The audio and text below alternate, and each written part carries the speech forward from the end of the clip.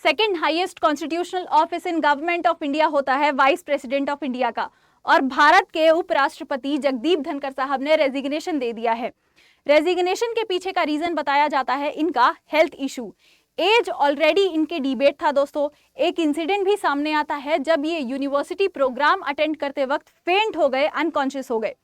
तो इस रेजिग्नेशन के बाद भारत के सामने एक सवाल खड़ा होता है कि आखिर कौन बनेगा अगला भारत का उपराष्ट्रपति। क्या इनमें से कोई एक चेहरा सामने आएगा या फिर कोई और होगा? आइए जानते हैं आज के वीडियो में। लेकिन उससे पहले मैं आपको कुछ इंसिडेंट बताती हूँ, कुछ बोल्ड स्टेप्स बताती हूँ जो हमारे वाइस प्रेसिडेंट जगदीप धनखड़ साहब ने लिए थे अपने टेन्योर के दौरान। उनका टेन्योर था दोस्तों 2022 से लेकर 2027 तक, जिसमें उन्होंने कुछ कॉन्स्टिट्यूशनल अमेंडमेंट्स पे भी टिप्पणियां की, बातें की। उन्होंने जुडिशरी के बारे में भी आउटस्पोकन होके चीजें बोली थी। करप्शन केसेस के बारे में भी आउटस्पोकन मीडिया में बोला था।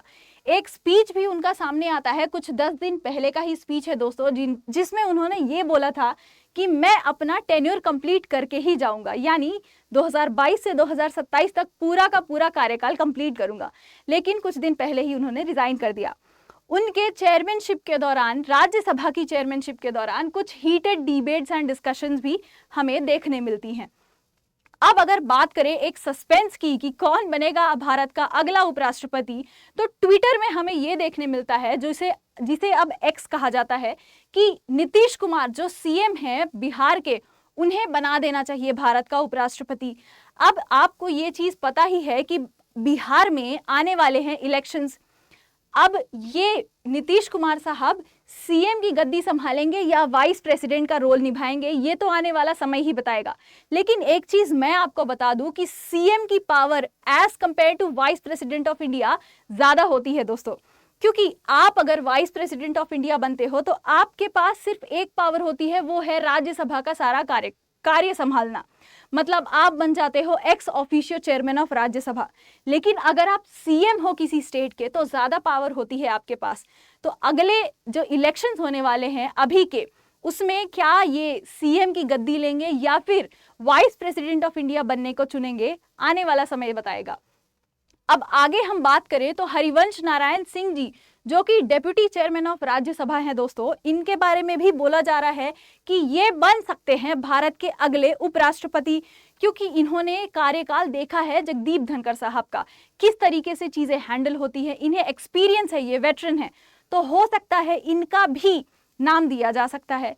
अगर मैं आगे बात करूं तो और भी नाम आते हैं, जैसे कि राजनाथ सिंह साहब, जो कि डिफेंस मिनिस्टर है हमारे, उन्हें भी बोला जाता है कि वाइस प्रेसिडेंट ऑफ इंडिया उन्हें बना देना चाहिए। मैं आपसे सवाल पूछती हूँ, आपको क्या लगता है, क्या राजनाथ सिंह को बना देना चाहिए vice president of India? Comments में जरूर बताइएगा। अब अगले कंटेंडर की बात करूं अगर मैं, तो शशि थरूर जी को भी पीछे नहीं छोड़ा है दोस्तों लोगों ने। शशि थरूर को भी बोला है कि ये भी बन सकते हैं हमारे वाइस प्रेसिडेंट ऑफ इंडिया, क्योंकि आपको पता ही होगा किस तरीके से ऑपरेशन सिंदूर में इनको बीजेपी गवर्नमेंट ने चुना। दो ये अलग पार्टी से हैं दोस्तों, फिर भी इन्हें एज ए लीडर चुना गया कि आप भारत के प्रतिनिधि हैं, मतलब लीडरशिप में लाया गया इन्हें। इन्होंने जो हमारा आउटरीच प्रोग्राम चला ऑपरेशन सिंदूर का, उसमें पार्टिसिपेट किया और उसमें बखूबी पार्टिसिपेट किया। मतलब इन्हें एज एन एसेट लिया जाता है दोस्तों, बिकॉज ऑफ हिज इंटेलिजेंस। और जिस तरीके से ये बात करते हैं, ऐसा इंग्लिश का वर्ड फेंक के मारेंगे दोस्तों कि हमें समझ में भी नहीं आएगा, लेकिन बाहर के लोग चौकन्ने रह जाएंगे। तो कुछ इस तरह की इनकी बोल्ड पर्सनालिटी है जो कि हमारे गवर्नमेंट को बहुत ज्यादा जरूरत है।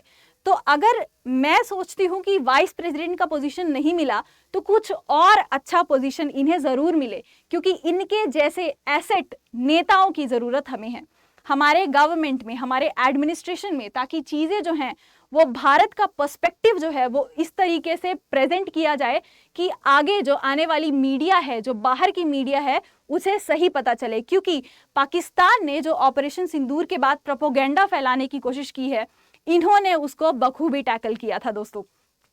अब अगले नाम की मैं बात करूं तो ये नाम आता है जेपी नड्डा साहब का, क्योंकि ये नेशनल प्रेसिडेंट भी हैं आरएसएस के और लीडर भी हैं बीजेपी के। तो इनका भी नाम सामने आता है कि क्या ये बन सकते हैं अगले भारत के उपराष्ट्रपति। देखा जाए तो ये वेटरन भी हैं दोस्तों, इनके पास एक्सपीरियंस भी है।